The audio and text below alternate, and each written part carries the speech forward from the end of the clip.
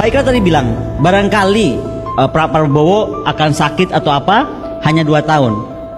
Pak Ken, Pak Agus, Pak TBH ya, I have a bad news Pak.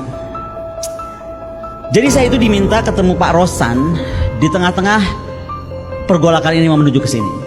Pak Rosan minta saya gabung di 02. Saya sampaikan Pak Rosan, kenapa saya mesti gabung 02? Saya ini akademisi, saya ada di mana-mana. Toh saya bantu Pak Prabowo minta apa nih untuk bikin roadmap pertahanan kalau jadi presiden. Saya di tim itu Pak. Oke. Lalu dia bilang nggak bisa, harusnya Mbak Koni lebih clear, pakai baju biru muda masuk. Saya bilang, sebentar, sebelum saya bilang apa dulu, saya mau tanya, emang Pak Prabowo ini bakal jadi presiden berapa lama?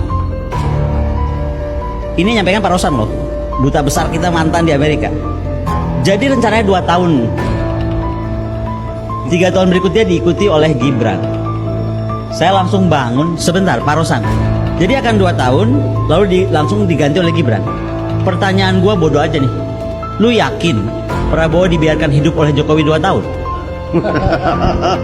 Kalau saya jadi Gibran atau jadi Pak Jokowi, saya matiin besok. Loh, betul gak sih? Kalau dia bisa mengkhianati Ibu Megawati Soekarno Putri dengan segala perjuangan yang menjadikan dia ada di istana sampai 2 kali, ada jadi gubernur Jakarta, ada jadi wali kota, apa bedanya dia bisa bunuh Pak Prabowo di tengah jalan? Makanya statement saya kan jadi kuat bahwa Pak Prabowo itu digunakan, bahwa Gibran itu memberatkan. Itu kan bahasa-bahasa saya, dan saya of course saya bilang sama Pak Rosan, saya nggak mungkin ada di sana. Pertama, kedua, pernyataan yang 2 tahun itu bukan datang dari saya, gitu. Beliau menyatakan ini gimana kok sudah 2 tahun, atau mungkin lebih cepat kalau ini pernyataan beliau ya.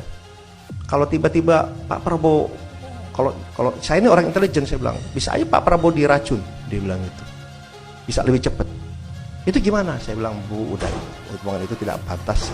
Ya udahlah itu Bu, jangan kita sih tidak ada pikiran seperti itulah, janganlah gitu. Ini pernyataan beliau gitu, bukan pernyataan saya. Jadi saya kemudian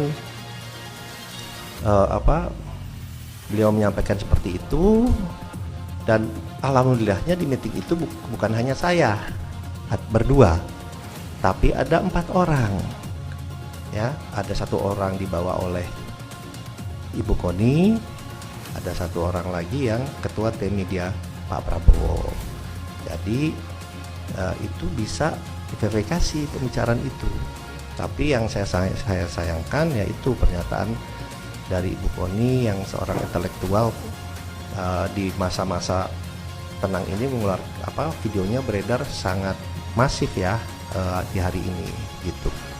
Ya kami pun melihat bahwa di masa-masa tenang dan di akhir saat-saat ini juga banyak sekali berita-berita hoax, berita-berita yang tidak benar, isi fitnah yang ditujukan kepada Pak Prabowo, pada tim, dan juga ternyata sekarang kepada saya.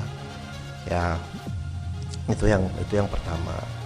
Kemudian dan yang kedua adalah sebelum pulang Bu Koni bicara ke saya, kita bicara berdua. Intinya beliau ternyata ingin menjadi Wakil Menteri Luar Negeri, permintaan beliau, atau Wamenhan, tapi lebih pengen jadi Wakil Menteri Luar Negeri. Saya bilang, Bu, itu bukan domain saya, tapi kalau Ibu bekerja, Ibu ke Pak Prabowo, mungkin ada penilaian lain, itu prerogatif Pak Prabowo, silakan disampaikan ke beliau. Jadi itu keinginan dari Ibu Koni, yang disampaikan saya ingin menjadi Wakil Menteri Luar Negeri, keinginannya, atau Wamenhan, tapi lebih ke Wamenlu. Beliau menyatakan dengan pengalaman beliau dan yang lain-lain. Saya bilang silakan saja nanti disampaikan. Jadi itu yang bisa saya sampaikan.